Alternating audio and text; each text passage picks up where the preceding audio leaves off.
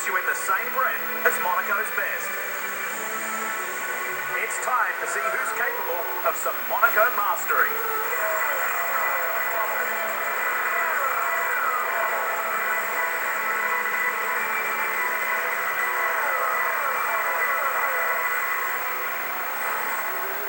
What you'd give for a view like these folks have on a weekend like this. Monaco has turned it on again, almost on cue.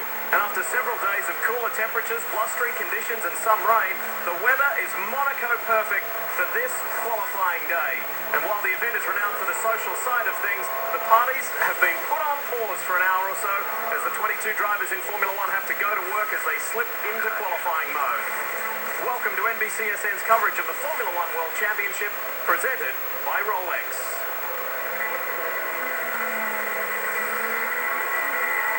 Wonderful to have you with us here in Monaco for round 6 of the Formula One World Championship.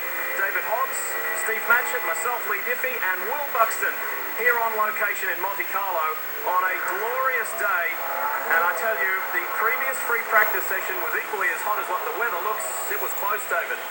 It was incredibly close, and the feeling in pit lane this afternoon is absolutely electric because these guys, the Mercedes team, Hamilton and Rosberg, won the last 4 races in a row, come first and second, and everybody is determined not to let them start first here, which, as you already pointed out, is so crucial for this narrow, winding track with the guardrail right to the edge of the road. A tremendous challenge for the driver and, of course, for the team, Steve, to get the car set up. Absolutely right, David, and Lee, you've hit the nail on the head here. I've been looking down into pit lane from our commentary box position, which overlooks the Red Bull pits, the Mercedes pits, and the Ferrari pits, and it has been just like a military operation in the last hour, watching the mechanics and engineers carry out their final preparations on the car.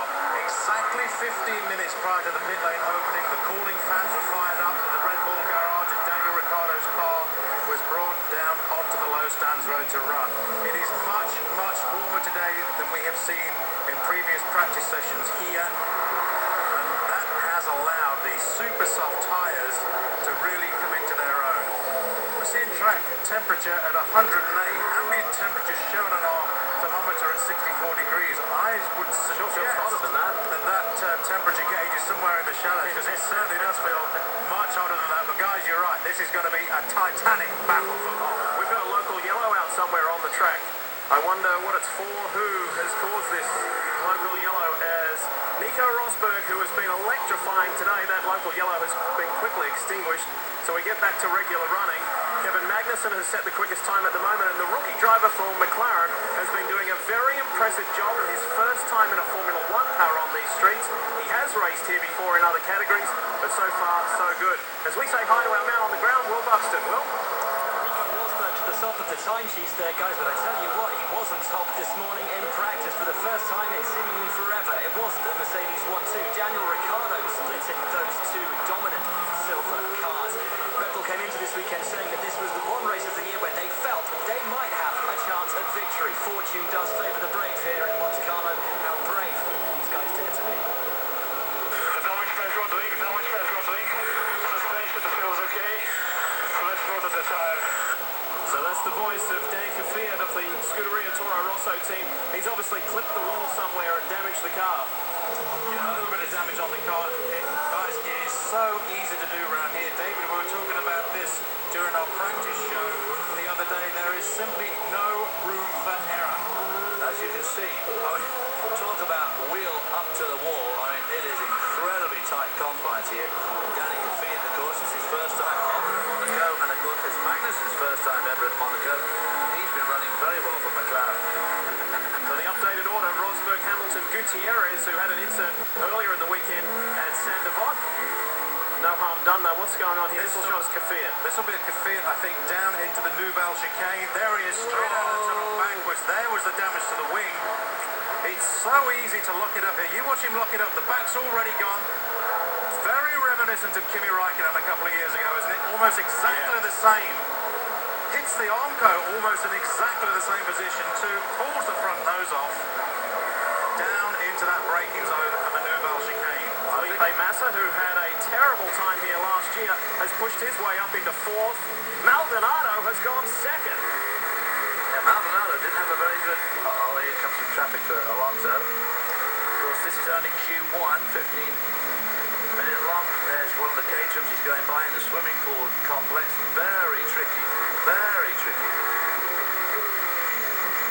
Danny Kvyat there leaving debris all over the track in a very tricky part of the track and a pretty important braking zone. That's something I think we're going to want to take a look at. Also, as we've just experienced with Fernando Alonso, traffic around this lap. Picking the timing of your lap, absolutely critical.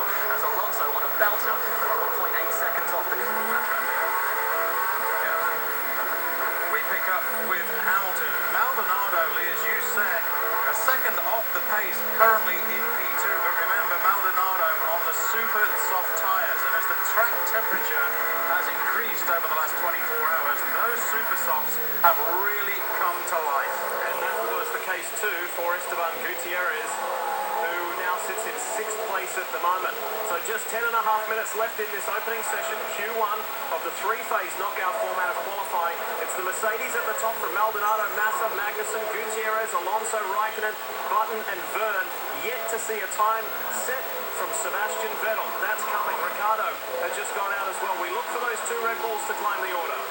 Yeah, they were inside their garage waiting for the order to be released from engineering into pit lane for a long time. No stress, absolutely no sign of drama whatsoever in the Red Bull pits. They were just watching timing and scoring and waiting for the perfect moment in their eyes to release their drivers onto track. Well, this one here, Sebastian Vettel, is on the prime tyre, which is the soft tyre. The option this weekend is the super soft, and both of them are having a lot of trouble at the start of it. Ericsson wasn't on a lap, and he's just held you up, basically. So he shouldn't have done that. Absolutely. Nothing we can do about that. The problem is you have no recourse here. If someone's holding you up, I mean, there's really nothing you can do about it. No, kind of par for the course here at Monaco, isn't it? Yeah, the driver's words there, very staid and relaxed, wasn't it? Well, nothing we can do about that. That is exactly right. Overtaking is almost impossible here at Monte Carlo. Never seen Mercedes more determined to try and lock out the front row of the grid of a Grand Prix. They know they've absolutely got to dodge a bullet here if they can and get out of Monte Carlo with a win if they wish to keep their idea of a perfect season alive. They must get on pole. That's what they've been saying, and that's certainly what they're going to be doing. But boy, oh boy, it's going to be close, guys, because right behind them is Red Bull in terms of pace, and right behind those guys are Ferrari. So there are three big hitting teams are desperate to take pole. Grosjean not taking any chances here on the super soft straight away. The option tyre, and he's already in 3rd spot. Doesn't improve, but that hopefully will get him through to Q2 at the very least.